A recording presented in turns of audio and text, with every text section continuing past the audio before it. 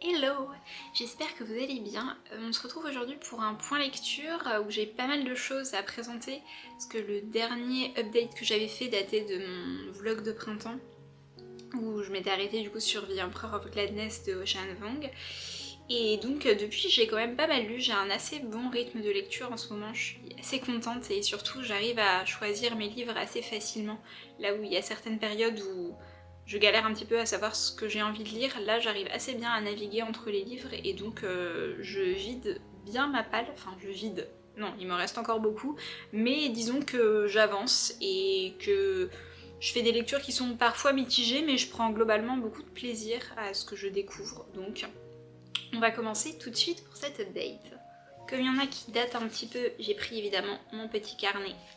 avec moi et donc le premier livre que j'ai lu, donc que j'ai commencé mi-avril, il s'agissait de l'Odyssée des étoiles de Kim Bo-young. Je n'ai pas noté dans mon carnet les traducteurs et donc je le mettrai quelque part à l'écran. Il s'agit d'un roman coréen qui est, si je dis pas de bêtises, le premier roman coréen de SF qui a été traduit en France et je l'ai lu dans une lecture commune de book club. C'est un livre dont, bon, du coup là maintenant ça fait 1 mois et demi que je l'ai lu, il m'en reste pas énormément de choses mais pendant que je l'ai lu j'avais une sensation en fait de bien-être quelque part. C'est un roman qui commence par une relation épistolaire. Et ensuite il y a une troisième partie qui est un petit peu détachée de cette relation épistolaire. Et de ce que j'ai compris, en fait, c'est des textes qui ont été séparés, qui ont été publiés à l'origine séparément et qui ont été rassemblés par l'éditeur français. D'ailleurs, je vous invite à pas forcément lire la 4e de couverture parce que pour moi, elle essaye de faire un lien entre ces différents textes, là où ça devrait être, à mon avis, laissé à la libre interprétation du lecteur ou de la lectrice. Je pense que la maison d'édition a voulu faire ça pour donner un sentiment d'ensemble et pas juste de publier 2 textes complètement séparés. Mais pour moi, essayer de tisser un lien absolument n'a pas forcément de sens et voire même ça en perd un petit peu par rapport à l'intention de l'autrice à la base. C'est un petit peu compliqué à résumer, mais globalement on va suivre des voyageurs temporels qui vont en fait se louper progressivement parce que du coup comme il y a tout un système de paradoxe temporel, il y en a un qui voyage et ensuite quand il revient l'autre est parti et donc il y a toute une alternance comme ça où les deux personnages vont essayer de se retrouver et ne vont jamais vraiment y arriver et pendant ce temps on voit donc l'évolution un peu catastrophique de la Terre au fur et à mesure et le fait qu'il y a de moins en moins d'humains qui peuvent y vivre, enfin ou même d'espèces de façon générale. Mais malgré le fait qu'on parle très clairement de fin du monde, il y avait un côté extrêmement apaisant dans cette lecture, dans le fait de se dire qu'on n'est que des mini-poussières à l'échelle de l'univers et que en fait le monde continue de tourner après. Et je sais pas, moi c'est des choses qui des fois me font du bien de me rappeler que il y a des espèces qui continueront à exister bien après nous, qu'il y a des choses qui vont potentiellement pouvoir se régénérer une fois qu'on sera plus là. Moi je sais pas, moi ça me fait du bien de relativiser ça, de se dire oui, l'humain a très clairement colonisé toute la planète, mais à un moment donné, on va disparaître et il y a des choses qui vont continuer à se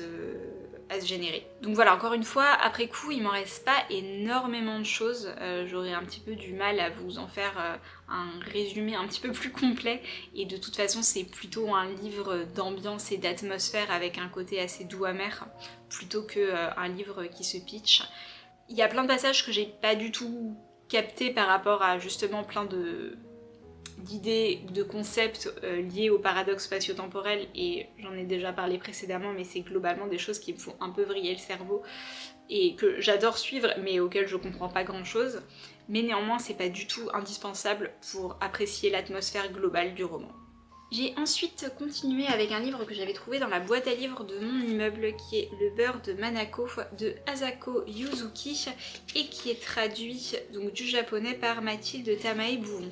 C'est un livre que j'ai pas mal vu passer dans les sphères anglophones par sa couverture et d'ailleurs j'ai fait dans mon carnet une page qui s'inspirait plutôt de la couverture anglophone parce que je la trouvais vachement plus jolie. Voilà, je suis très contente de ma petite page. Et donc en anglais ils l'ont traduit par Butter.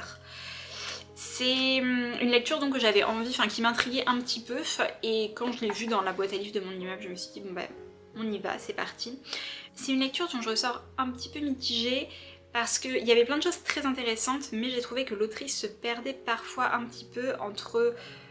l'enquête policière et le roman qui va suivre donc notre héroïne, une journaliste japonaise, et tout ce qu'elle va essayer de décrire vis-à-vis des injonctions sur le corps des femmes et notamment au Japon. Il y avait plein de choses où je ne saurais dire si c'est pertinent ou pas par rapport aux réflexions qui sont faites parce que je ne suis pas une femme japonaise, donc c'est pas à moi de dire si telle ou telle chose est particulièrement véridique ou non. Mais néanmoins j'ai trouvé ça assez intéressant sur certains aspects. Je vais quand même vous dire donc de quoi ça parle. On suit donc, comment elle s'appelle déjà, Rika, une journaliste japonaise qui va être amenée à enquêter, on va dire, enfin en tout cas à ouvrir un petit peu une enquête de son côté sur une femme, donc Manako Kaji, qui est accusée d'avoir tué 4 de ses amants. En tout cas, 4 de ses amants sont morts dans des circonstances plus ou moins nébuleuses pendant qu'ils étaient avec elle. Donc il y a de grosses suspicions sur le fait qu'elle les ait tués. Cette Manako Kaji, elle a une appétence particulière pour la bonne nourriture et pour la cuisine. Elle tient un blog culinaire dans lequel elle donne un petit peu ses conseils, ses recettes. Et globalement, on va se comprendre au fur et à mesure que c'est quelque chose qui est assez mal vu que des femmes prennent autant de plaisir à manger. Mais juste pour elles-mêmes, pas pour le fait de faire à manger pour les autres et donc d'être au service, mais vraiment le fait d'apprécier la nourriture, que c'est quelque chose d'assez tabou. En tout cas, c'est beaucoup ça qui est dépeint dans le livre. Et au contact donc de cette femme, Rika la journaliste, va progressivement elle aussi essayer de comprendre un petit peu cet appétit, vraiment c'est le cas de le dire, cet appétit que Manako a pour la nourriture, pour la cuisine et pour notamment certaines formes de nourriture plutôt grasse, donc pas forcément ce qui est privilégié pour les femmes pour qu'elles gardent un physique acceptable. Il y a vraiment des descriptions de nourriture qui sont mais à tomber et qui vraiment m'ont fait saliver tout le long du roman. Les descriptions de nourriture sont juste dingues, tout simplement, ça donne super faim. Ceci étant, il y a toute cette partie qui est mêlée à une espèce d'enquête où elle essaye de comprendre la psychologie de Manako Kaji, et en même temps elle comprend qu'elle est un petit peu en train de se faire manipuler par elle, et en fait il y a plein de revirements où des fois on a des effets de « Ah, tout d'un coup, on nous annonce une révélation », mais en fait la révélation n'en est pas vraiment une parce que c'est des éléments qu'on avait déjà avant, et donc il y avait un ensemble un peu brouillon à certains aspects qui m'a pas empêché d'apprécier ma lecture, mais qui fait que ça n'a pas été un méga coup de cœur. Il y a aussi pas mal de petits moments où je me suis demandé si c'était pas dû à la traduction, et c'est quelque chose que j'ai déjà entendu chez d'autres personnes, le fait que des fois les romans japonais étaient mieux traduits en anglais qu'en français parce que, je sais pas, l'anglais arrivait mieux à capter quelque chose, et pour le coup j'ai lu pas mal de romans japonais, enfin pas mal, j'en ai quand même lu un certain nombre, et tous en français, où en effet il y a parfois où je trouvais qu'il y avait, je sais pas, quelque chose où je sentais qu'on n'avait pas réussi peut-être à capter ce que l'auteurice avait voulu donner dans un premier temps. Et là c'est un petit peu l'effet que ça m'a donné. À ça ajouter qu'il y avait énormément de coquilles, et c'est pas grave en soi qu'il y ait des coquilles, mais je trouve que, enfin c'est pas la première fois que je remarque que chez Point il y a assez souvent des coquilles, et pourtant c'est une édition poche donc du coup normalement, enfin il y a eu pas mal de relectures avant, enfin bref, je sais pas. C'est des petites choses comme ça qui m'ont un petit peu titillée au long de ma lecture et où je me suis dit c'est dommage, et ouais, des éléments où je me suis dit est-ce que c'est dû à la traduction? Bon voilà, ça j'ai pas les éléments de réponse parce que comme je parle pas japonais je pourrais pas faire une comparaison. En tout cas c'est quand même un livre que je suis contente d'avoir lu, notamment encore une fois pour le portrait qu'il dresse d'une partie de la société japonaise. Et en plus, comme je l'avais trouvé dans ma boîte à livres, globalement je prenais pas un énorme risque. Et il y a un autre élément que j'ai bien aimé justement dans ce rapport à la nourriture, c'est le fait qu'on ait des descriptions extrêmement détaillées comme ça, qui virent à la fascination, voire à l'obsession pour certains aliments. J'ai trouvé que c'était assez représentatif du fait que quand on est privé de quelque chose, ça va accroître cette obsession qu'on peut avoir, et c'est notamment le cas avec l'alimentation. Et donc ça, j'ai trouvé que c'était quand même assez bien fait par l'autrice, cette espèce d'ambivalence qu'il pouvait y avoir entre les deux. Pour toutes ces raisons, je suis très contente de l'avoir lu. Ensuite, j'ai lu un recueil de témoignages qui s'appelle « Nous ne sommes jamais dans les livres », autoportrait de la France des Outre-mer, qui est un livre qui est, on va dire, dirigé par deux journalistes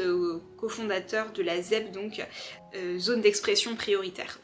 Donc ils ont fait d'autres livres apparemment qui sont un petit peu dans le même esprit de recueil de témoignages qui donnent la parole à des personnes qui ne l'ont pas forcément d'habitude.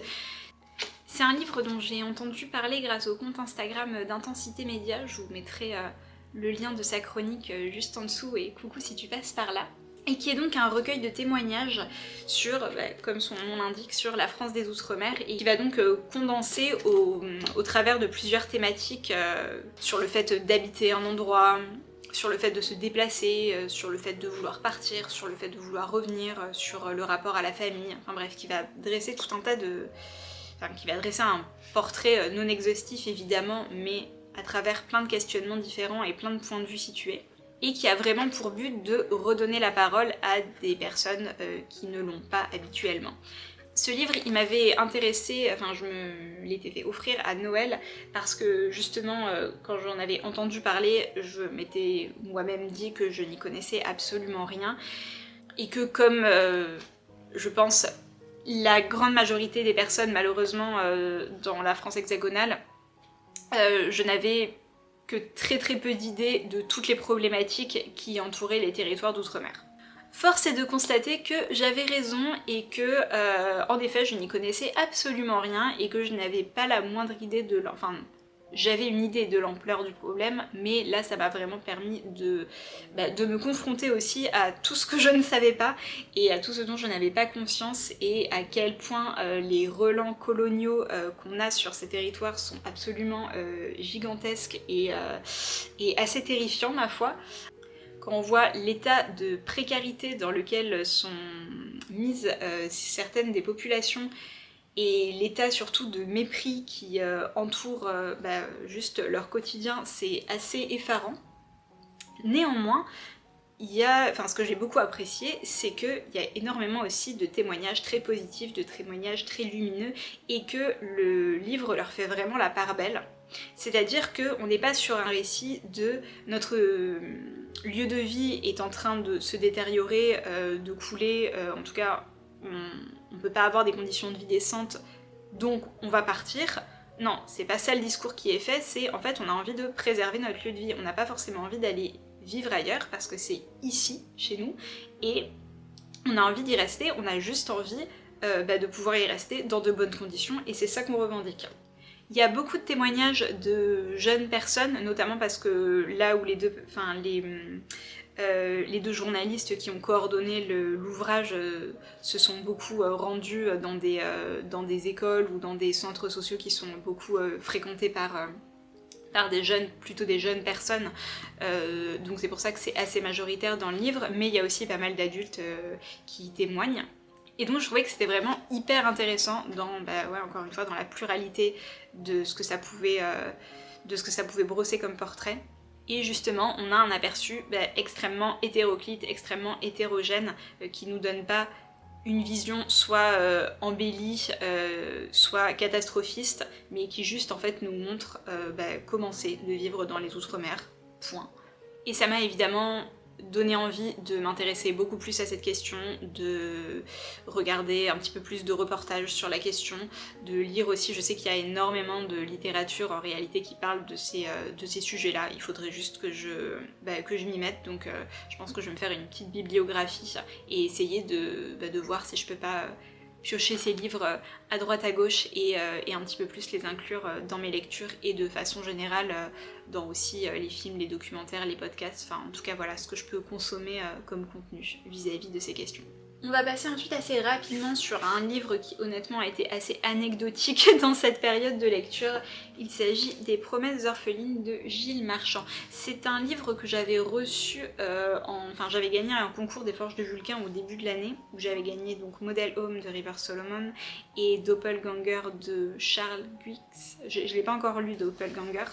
Il faudrait que je m'y mette d'ailleurs, c'est un bon pavé et je sais qu'il faut être assez concentré, donc j'attends le bon moment pour me lancer. Et donc le troisième livre qui faisait aussi partie de la rentrée littéraire,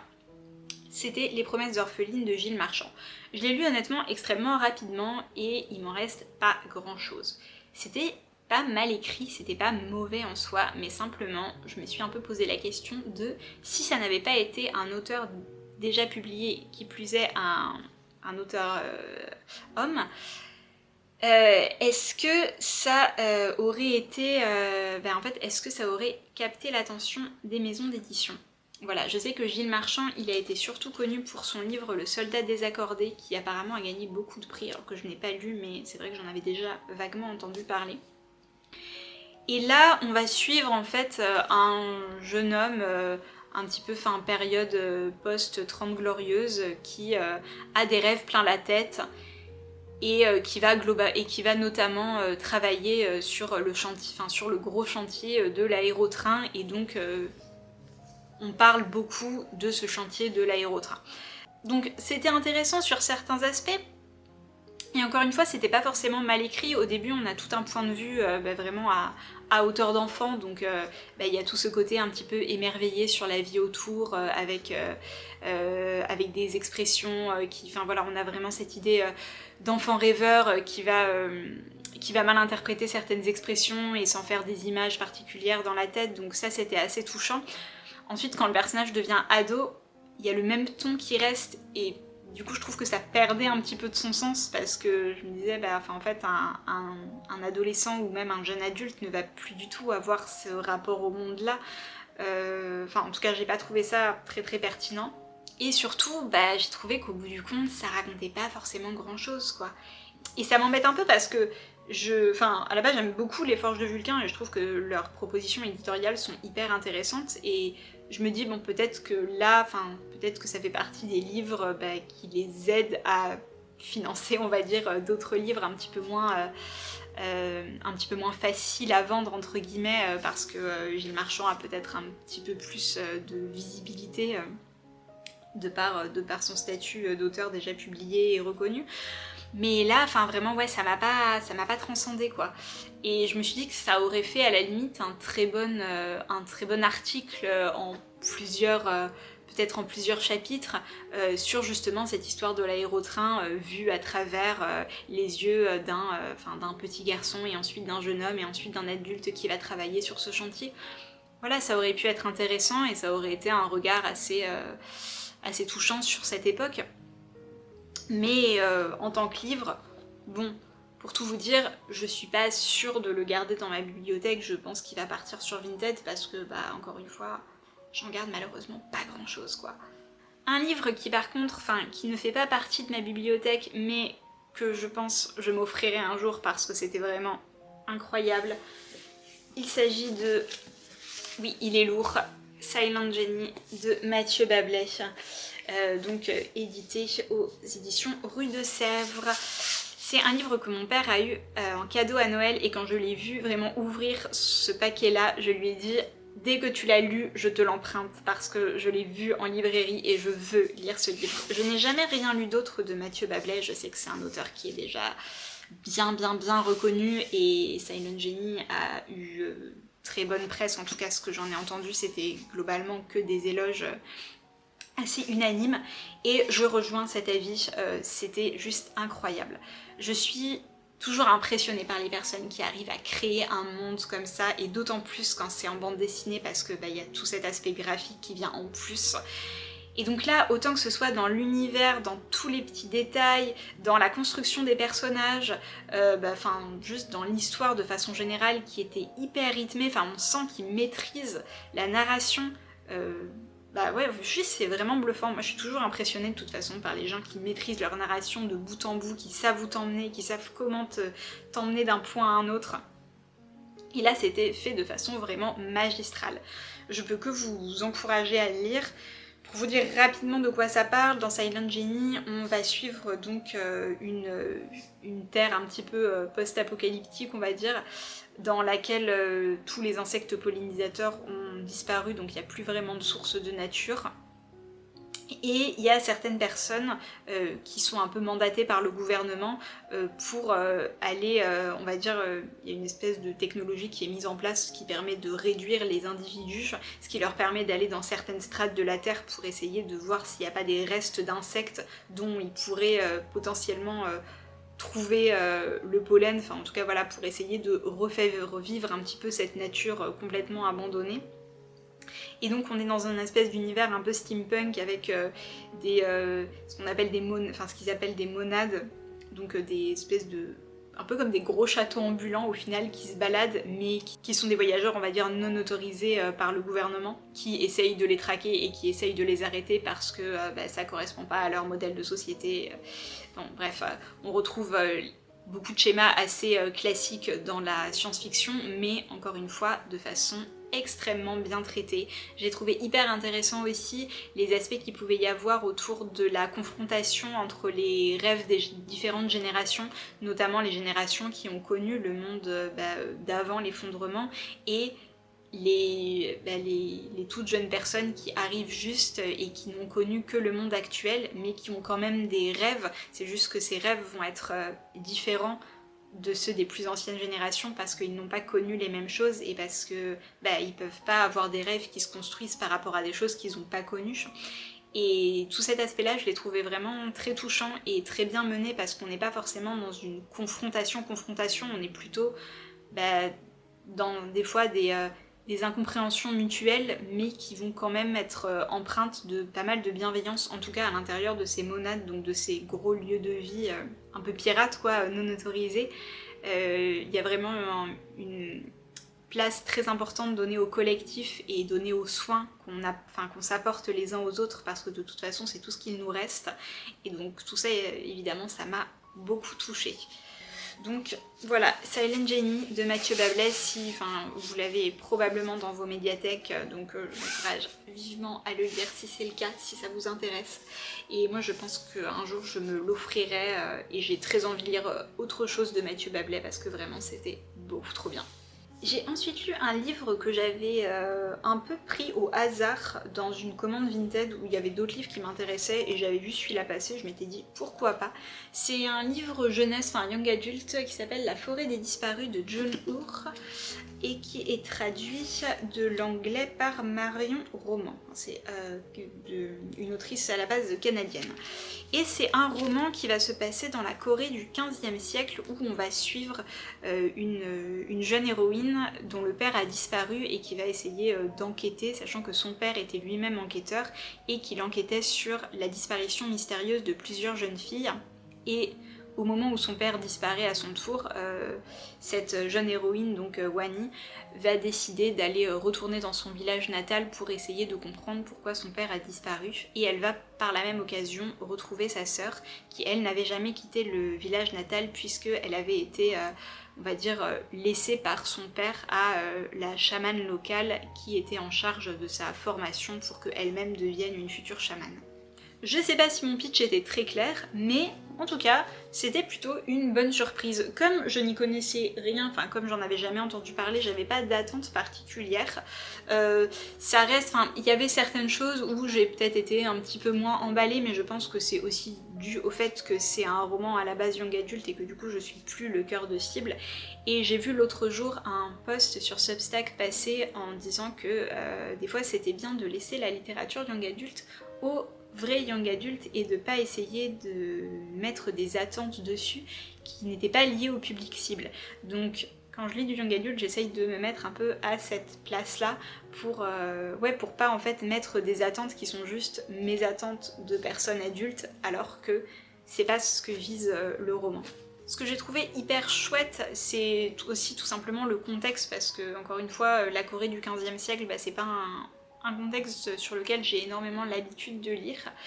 Et donc je trouvais ça plutôt très chouette d'avoir ce cadre-là pour cette histoire. L'aspect mystérieux m'a un petit peu fait penser à pas mal de reprises à l'auberge de la Jamaïque, même si j'ai largement préféré la forêt des disparus parce que l'auberge de la Jamaïque, j'en avais parlé dans un autre point lecture, mais j'avais pas été hyper emballée, enfin j'étais pas à fond dans l'histoire, alors que là, la forêt des disparus, j'avais vraiment envie de savoir ce qu'il allait se passer. C'était pas un livre parfait, je sais pas s'il va me rester hyper longtemps en mémoire, mais j'ai passé un très bon moment. Ce que j'ai bien aimé aussi, c'est le fait que l'autrice y va pas par quatre chemins sur certains thèmes et il y a certaines choses qui sont assez dures, assez crues, qui sont décrites, sans pour autant que ça vire à de l'horreur qui soit trop difficile à lire pour ce public-là. Enfin en tout cas moi je pense que si je l'avais lu voilà, à 17-18 ans on va dire, j'aurais pas été traumatisée, mais néanmoins c'est assez frontal sur certains thèmes, tout en gardant une certaine justesse pour ne pas justement aller potentiellement perturber un lectorat qui serait pas tout à fait prêt. Donc on a les thèmes, mais si on veut rester un petit peu en retrait et pas être trop confronté, c'est possible quand même. Donc j'ai trouvé que l'équilibre était assez bien fait de ce point de vue là aussi, parce que on parle voilà, de disparition de jeunes filles et on va beaucoup parler de violence vis-à-vis des femmes en Corée à cette époque, et c'est un livre qui s'inspire grandement, qui s'inspire tout court d'ailleurs, c'est clairement dit par l'autrice à la fin dans les notes préparatoires du roman, qu'elle s'est inspirée de disparitions qui avaient vraiment existé et qui sont liées à tout un système, bon je vous en dis pas trop, mais voilà, qui sont liées à un contexte historique qui a bel et bien existé en Corée. Donc c'était aussi très intéressant pour ça, parce que j'aime toujours quand les romans offrent cette porte historique sur certains pans de l'histoire un peu méconnus. Et pour le coup, lui, je le garde parce que bonne surprise. Et le dernier livre, à la base j'avais même pas prévu d'en parler dans cette vidéo parce que je ne pensais pas que j'allais le terminer aussi vite, mais voilà, comme je dis, en ce moment j'ai un très bon rythme de lecture et je choisis bien mes lectures parce qu'à chaque fois je suis à fond dedans. Et donc j'ai sorti de ma pile à lire Célèbre de Maud Ventura.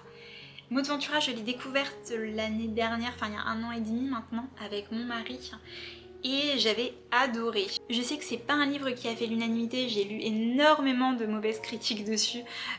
comme quoi voilà c'était un livre qui était, alors il y en a qui disent que c'est mal écrit, d'autres qui disent que c'était trop caricatural, bref, tout un tas de choses. Il y a aussi d'autres personnes que j'ai vues qui ont beaucoup aimé, mais clairement c'est un livre qui a beaucoup divisé. Moi je fais partie des gens qui ont vraiment énormément aimé parce que j'ai aimé la façon que Maud Ventura avait de prendre une héroïne un peu complètement un peu vrillée, mais tout en nous donnant à voir, en fait je trouve qu'elle a une façon de tourner les choses qui fait qu'on est obligé de se confronter à des parties pas très glorieuses de nous-mêmes et qu'on est obligé de se dire je comprends un petit peu pourquoi l'héroïne agit de telle ou telle façon. Et c'est aussi le cas dans Célèbre où on va suivre Cléo qui depuis son enfance a décidé qu'elle serait célèbre. Il n'y a aucun doute pour elle, ce n'est pas soumis à discussion, elle sera riche et célèbre, c'est le seul destin qui peut l'attendre. Et on va suivre donc son ascension vers la célébrité et voir un petit peu toutes les étapes par lesquelles elle va passer et comment elle met absolument tout en place et comment elle s'empare des rênes du système, tout en développant de plus en plus une espèce de mégalomanie qui va prendre des proportions de plus en plus disproportionnées, vu que je pense que c'est le deuxième roman que je lis de Maud Ventura et c'est un petit peu le même schéma. C'est quelque chose qui a l'air de bien lui plaire, de voir jusqu'où on peut pousser les curseurs. Et là aussi, on a certains aspects où en fait l'héroïne est tellement persuadée de ce qu'elle dit qu'elle arrive à persuader, quand tu le lis, t'arrives à devenir presque empathique avec elle, alors qu'elle est détestable, mais pourtant il y a certains trucs où tu t'es obligé de te dire ouais ok je capte. Et et ça demande clairement une forme d'humilité de se dire ça parce que, encore une fois, c'est un personnage assez détestable, vraiment mégalo, mais pour autant, voilà, Maud Ventura arrive à te titiller à certains aspects en te faisant dire, si t'es complètement honnête avec toi-même, est-ce qu'il n'y a pas une part de toi qui penserait un petit peu pareil? C'est une héroïne qui a une vision d'elle-même très haut placée et qui considère que voilà, qu'elle est meilleure que les autres et qu'elle a plus à donner sur cette terre que les autres. Et il y a certaines parties qui étaient peut-être un peu too much, mais franchement j'excuse parce que ça se lisait tellement bien et tellement facilement. Et En fait, je comprends toutes les critiques qu'on pourrait lui faire parce que Maud Ventura va beaucoup utiliser de superlatifs, elle va beaucoup utiliser des procédés narratifs par accumulation de plein de petites bribes de phrases et par ouais, voilà, vraiment succession de synonymes. Enfin, elle a un petit peu des procédés narratifs qui reviennent beaucoup et au bout d'un moment tu t'en rends compte pendant ta lecture. Mais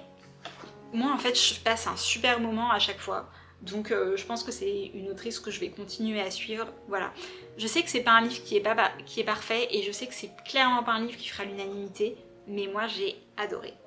Et voilà, on a fini pour ce point lecture, ça fait 39 minutes que je tourne, donc il va y avoir pas mal de rush. Mais comme vous pouvez le voir, un bilan lecture parfois mitigé, mais globalement avec quand même des très bonnes surprises et surtout je suis hyper contente ouais, juste du rythme de lecture que j'ai. On va pas se mentir, le fait de plus aller sur Instagram, ça libère du temps et de façon générale c'est une très bonne décision parce que j'en avais trop marre et qu'à un moment donné au lieu de continuer à réaller sur Instagram, il était bien plus sage d'en partir. Là en ce moment je lis Code ardent de Marge Nantel, que je lis pareil pour un... Enfin pareil, comme le lycée des étoiles pour un book club. Bon, je suis hyper en retard parce que je l'ai emprunté à la médiathèque et que j'étais sur liste d'attente, donc je l'ai reçu une fois que la lecture commune était un peu terminée. Mais il n'empêche que du coup, je vais quand même le lire parce qu'il m'intéressait. Pour le moment, je peux pas vous en dire grand chose parce que c'est très nébuleux, il se passe énormément de choses et le début, tu comprends pas tout ce qui se passe, pour être tout à fait honnête, et j'en ai pas lu énormément, voilà, je suis rendue là quoi, donc j'ai pas encore toutes les clés, loin de là. Ça se lit plutôt bien, je suis pas toujours très fan du style, donc j'attends de voir où ça va aller. Il y a des passages qui sont très crus et pas forcément de la façon dont j'apprécie ça habituellement, mais en voyant, enfin comme du coup j'en discute sur le Discord avec les autres personnes qui l'ont déjà lu, elles me disent qu'on s'habitue, enfin qu'en tout cas ensuite il y a... Enfin voilà, que c'est pas forcément bloquant pour le reste de la lecture. Et puis je vois que je suis pas la seule à ne pas tout comprendre à ce qui se passe au départ, donc c'est toujours un peu rassurant de se dire bon, ça va potentiellement s'éclaircir par la suite. Donc je vous en reparlerai évidemment quand je l'aurai terminé. Je vous dis à bientôt, n'hésitez pas à me dire si vous avez lu certains de ces livres ou si certains vous donnent envie ou quelle a été votre plus belle lecture de ce début de printemps. Vous pouvez aussi juste laisser des petits emojis fleurs en commentaire ou simplement mettre un j'aime ou m'envoyer un petit message. Bref, ça me fera très plaisir dans tous les cas. Moi je vous dis à très vite, je vais aller me balader dehors tant qu'il ne pleut pas et on se dit à bientôt pour un prochain point lecture. Salut!